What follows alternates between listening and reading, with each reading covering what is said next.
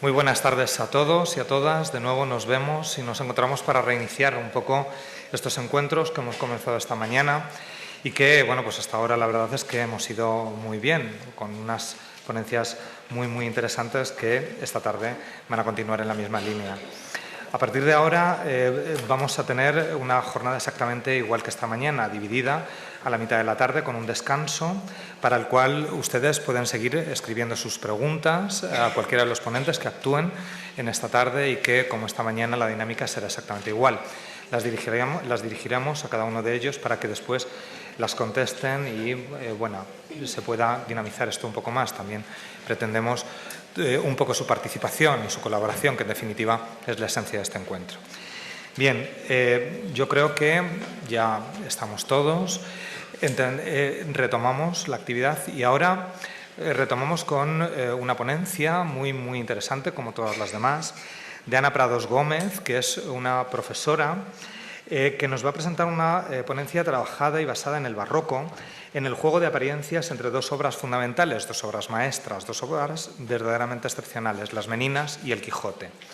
Ana Prados es profesora de lengua castellana y literatura y en la actualidad trabaja en el IES Carmen Martín Gaite de Navalcarnero, aquí en la provincia de Madrid. Es licenciada en Filología Hispánica por la Universidad Autónoma de Madrid desde 1999 y, bueno, pues en la actualidad desarrolla la docencia en este instituto y con estas características. Ella ha organizado este trabajo, lo plantea y ahora le toca a ella exponerlo. Cuando quieras, Ana. Enrique. Quisiera agradecer al Museo del Prado y al área de educación por brindarnos esta oportunidad a todos, a mí de estar aquí y a ustedes de estar ahí, porque creo que es pues una oportunidad única, y a Enrique en particular por todo el trabajo que está haciendo y que nos está haciendo posible que estemos aquí. Gracias. Empiezo. El barroco y su juego de apariencias en dos obras fundamentales, Las Meninas y El Quijote. A menudo el ser humano busca respuestas definitivas a las dudas de todo tipo que le asaltan a lo largo de la vida. También aspira a resolver sus problemas de manera unívoca y sin dejar resquicios a otras posibilidades. Los alumnos de un instituto de enseñanza media no son muy diferentes y no se suelen conformar con preguntas abiertas o con nuevas preguntas que los obliguen a reflexionar por sí mismos y a hallar sus propias opiniones. Este trabajo se propone varios objetivos. Uno de ellos es que los estudiantes de primero de bachillerato conozcan mejor el tiempo histórico del barroco y el arte, que lean fragmentos u obras del periodo y que aprendan a interpretar y a valorar grandes piezas pictóricas como Las Meninas o los bodegones de Sánchez Cotán, que se exponen en el Museo del Prado. Pero quizá el más importante tenga que ver con esa capacidad difícil de desarrollar, la de aceptar que la realidad es compleja, variada, mutante, y que no siempre las respuestas y las interpretaciones de los hechos son únicas ni verdaderas, sino que cada cual puede tener sus razones, variadas razones, para decir lo que dice y que hay que aprender a respetarlas casi todas. Creo que el tiempo del barroco, cambiante y confuso, puede darnos una importante lección de tolerancia y respeto hacia las ideas de los demás, y esa oportunidad de entender al otro y de ampliar nuestros limitados horizontes es bellísima e irrenunciable. Para empezar nuestra exposición en clase, convendría recordar que el barroco es no solo un movimiento artístico desarrollado en la Europa contrarreformista del siglo XVII, sino en sentido muy amplio, todo un tiempo histórico producto de la grave crisis general de carácter económico, social, ideológico, que rompe con las formas del pensamiento y de la expresión del Renacimiento. Considero muy plástico y fácilmente comprensible el contraste de formas renacentistas y barrocas. Si el clasicismo del XVI, como podemos ver en las imágenes, suele asociarse con el equilibrio, con la elegancia y con la contención estéticas, y ahí podemos ver la Anunciación de Fra Angelico como una obra sobre todo equilibrada, con formas bastante reposadas, un Venus y Adonis que ya hemos visto esta mañana, que es bastante más reposado que el siguiente que veremos en el barroco, y una Virgen con el Niño que presenta una estructura perfectamente piramidal y simétrica. Las formas del barroco, contrastando con este siglo XVI, es rupturista, agitador, por lo que las obras se vuelven más dinámicas. Podemos ver el dinamismo clarísimamente en el San Hermenegildo de Francisco de Herrera, en el Escorzo del Ticio de Rivera, Son complejas en su composición, como ya ha demostrado José Luis esta mañana, grandilocuentes y quizá en exceso ornamentadas. Sin embargo, el concepto de barroco que me interesa desarrollar en esta ocasión no es este, es otro, es el de la duda entre lo real y lo ilusorio, el engaño de los sentidos, la incierta percepción de la realidad que sufre este hombre barroco.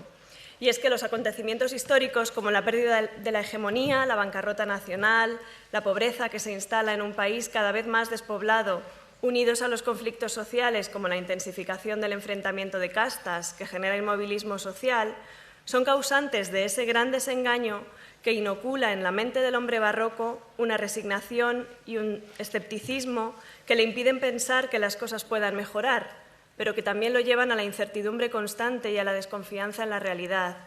Ni los sentidos ni la razón parecen ser garantes de lo que el hombre sea ni de lo que la realidad le muestra. El mismo Descartes establece la duda como punto de partida en su método de análisis y desconfía de sus sentidos en la meditación primera del discurso del método, cuando afirma: «Todo lo que he tenido hasta hoy, por más verdadero, lo he aprendido de los sentidos. Ahora bien, he experimentado varias veces que los sentidos son engañosos». A continuación manifiesta que lo que se le representa en sueños se parece a la realidad y no hay indicios ciertos para distinguir el sueño de la vigilia. Admite incluso que la bondad de Dios, a quien debería repugnar que sus criaturas se equivoquen, ha permitido que el autor dude. Relacionando filosofía y literatura, podríamos recordar las experiencias de Segismundo en La vida es sueño, quien cree que sus sentidos lo engañan y no sabe qué juzgar como vida y qué como sueño. Y recuerdo brevemente los grandes versos más famosos. Yo sueño que estoy aquí, de estas prisiones cargado, y soñé que en otro estado más lisonjero me vi, que es la vida, un frenesí, que es la vida, una ilusión, una sombra, una ficción, y el mayor bien es pequeño, que toda la vida es sueño y los sueños, sueños son. Pasamos a otra obra de análisis, un soneto de Quevedo que nos ofrece la posibilidad de exponer en clase la figura retórica del oxímoron, como síntoma de confusión barroca. Recordemos que el oxímoron relaciona conceptos excluyentes entre sí, pero de cuya relación emana un nuevo significado, y el soneto es este que recordamos aquí. Es hielo abrasador, es fuego helado, es herida que duele y no se siente, es un soñado bien, un mal presente, es un breve descanso muy cansado, es un descuido que nos da cuidado, un cobarde con nombre de valiente, un andar solitario entre la gente, un amar solamente ser amado, es una libertad encarcelada que dura hasta el postrero paroxismo, enfermedad que crece si es curada. Este es el niño amor, este es su abismo. Mirad cuál amistad tendrá con nada el que en todo es contrario de sí mismo. Añadamos un ejemplo más aún de la confusión que ofrece a los sentidos la representación de la realidad, esta vez con el magnífico bodegón de Juan Sánchez Cotán, de 1602. Los bodegones han sido interpretados como ejercicio de imitación fiel de la realidad, de un naturalismo virtuoso en este caso, o bien como obras de soterrada intención religiosa que serían muestra fiel de los dones otorgados por Dios a los hombres. En cualquier caso, lo que me interesa resaltar es la extraña composición de la obra en un espacio casi teatral. Los elementos se disponen en lo que podría ser el alféizar de una ventana o basar, cuyo fondo y lateral derecho parecen desaparecer en una completa oscuridad. Resulta difícil interpretar el espacio negro, desconocido, inexpugnable, que ocupan unos volúmenes muy bien distribuidos e iluminados. El autor parece poner delante de los ojos del espectador y de manera yuxtapuesta la claridad y belleza de la vida conocida junto a la ignota oscuridad de la muerte que tanto obsesiona al hombre barroco.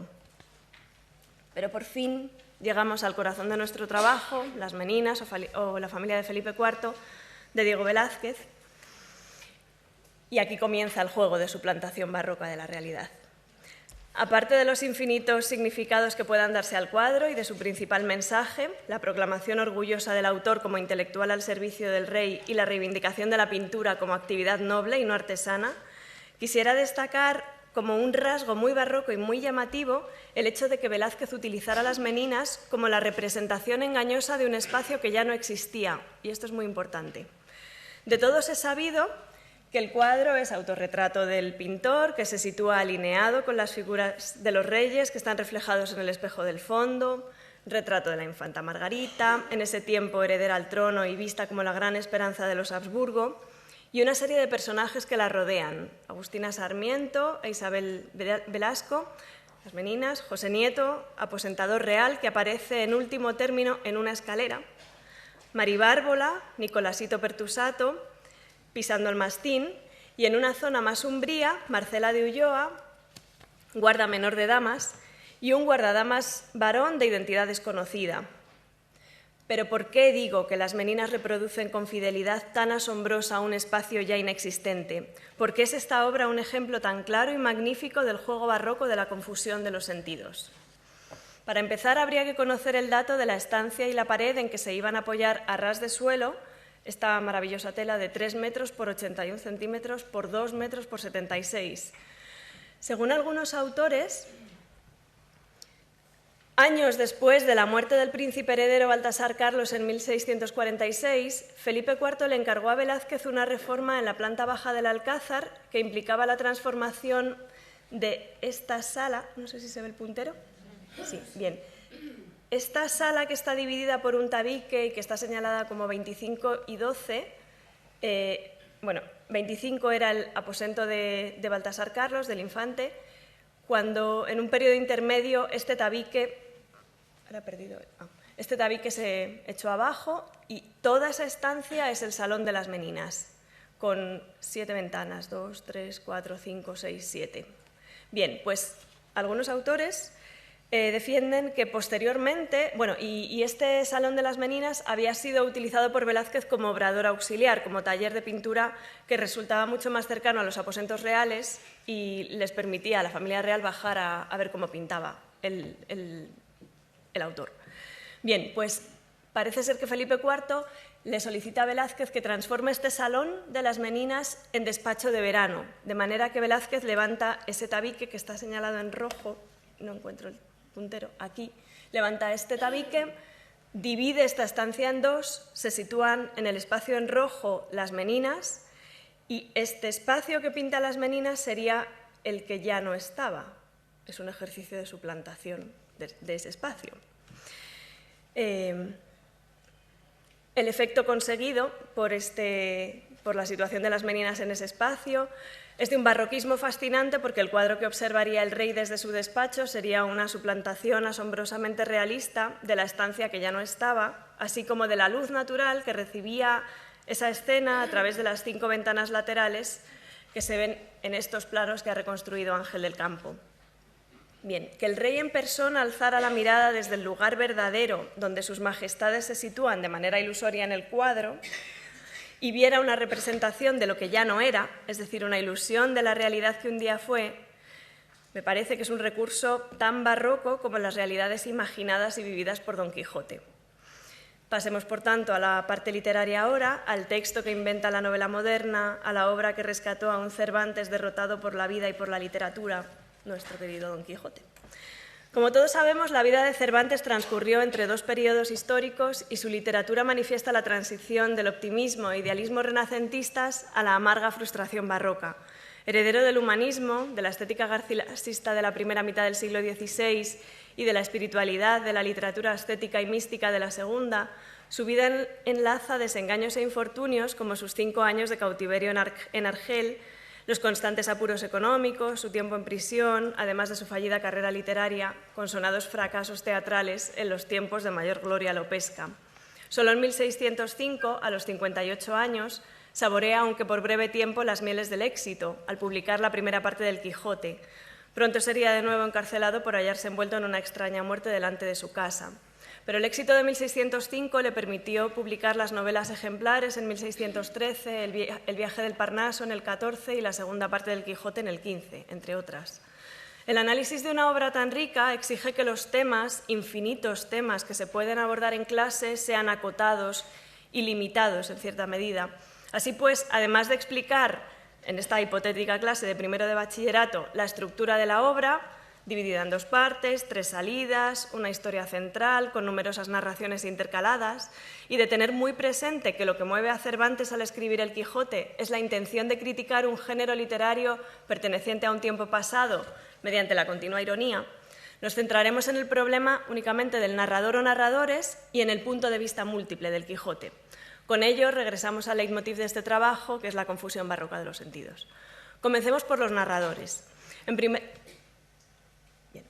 primer lugar, suena la voz de un autor, lo que parece un narrador omnisciente, pero poco, que comienza a contar con algunos apuros la historia del personaje, en un lugar de la Mancha, y llega un punto en que dice: quieren decir que tenía el sobrenombre de Quijada o Quesada, que en esto hay alguna diferencia en los autores que de este caso escriben, aunque por conjeturas verosímiles se deja entender que se llama Quijana.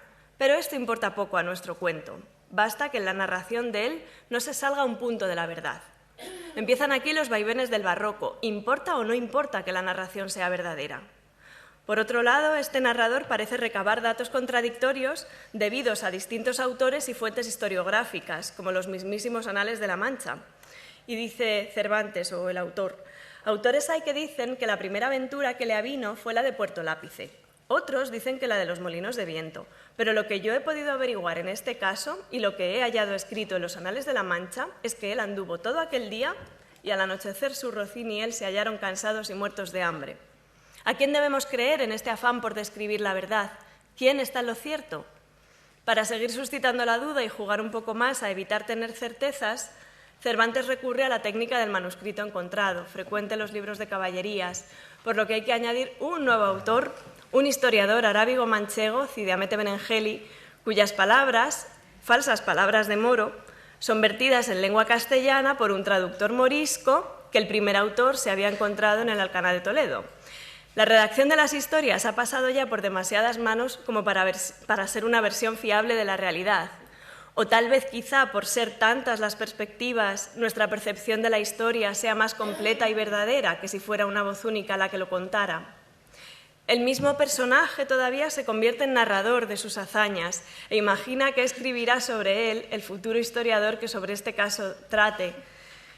Y dice la novela: yendo pues caminando nuestro flamante aventurero, iba hablando consigo mismo y diciendo: ¿quién duda sino que en los venideros tiempos, cuando salga a la luz la verdadera historia de mis famosos hechos, que el sabio que los escribiere no ponga cuando llegue a contar esta mi primera salida tan de mañana de esta manera? Y comienza Don Quijote a imaginarse y a redactar él mismo un amanecer en un tono absolutamente grandilocuente propio de los libros de caballerías.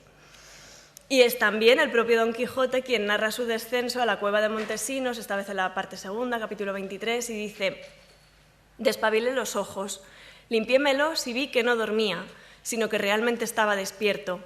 Con todo esto me tenté la cabeza y los pechos por certificarme si era yo mismo el que allí estaba o alguna fantasma vana y contrahecha, pero el tacto, el sentimiento, los discursos concertados que entre mí hacía, me certificaron que yo era allí entonces el que soy aquí ahora.